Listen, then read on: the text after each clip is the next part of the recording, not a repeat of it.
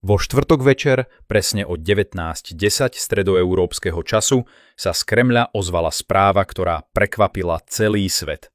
Vladimír Putin urobil ťah, ktorý zaskočil Washington aj Kyjev.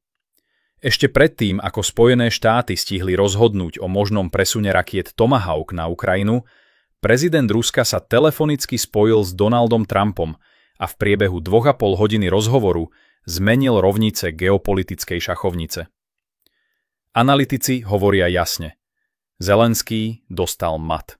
Dvojhodinový rozhovor, ktorý zmenil hodiny sveta.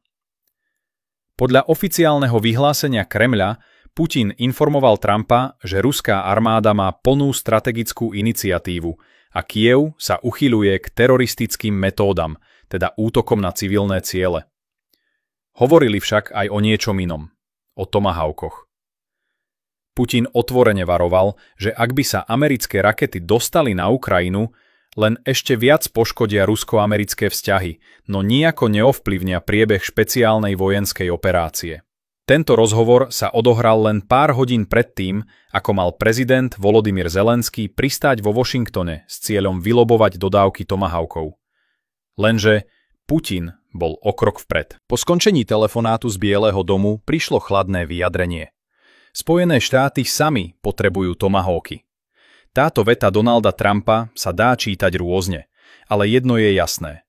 Otáznik nad americkými zbraňami pre Ukrajinu visí obrovský. Podľa agentúry Reuters rozhovor oboch lídrov tému Tomahawkov minimálne spochybnil, ak nie priamo zastavil. Zelenský teda do Washingtonu priletel neskoro.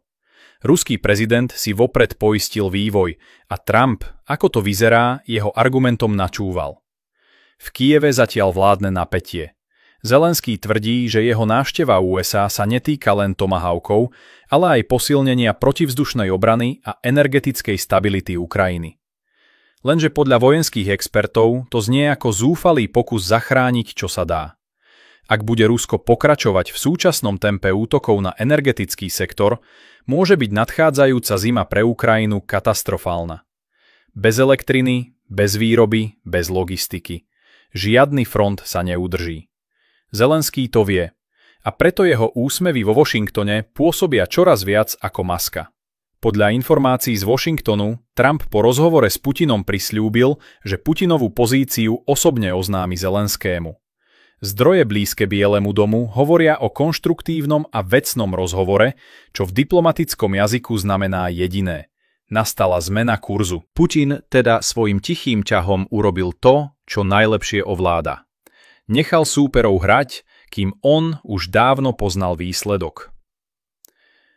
Na svetovej geopolitickej šachovnici padla ďalšia figúrka. Kým Zelenský priletel do Washingtonu s prosbou o zbrane, Putin už mal v ruke politický mat. A Donald Trump, hoci len jedným vyhlásením, otočil celú hru. Rovnováha síl sa mení. Rusko posilnilo, Ukrajina čaká, Amerika váha a Zelenský dostal mat.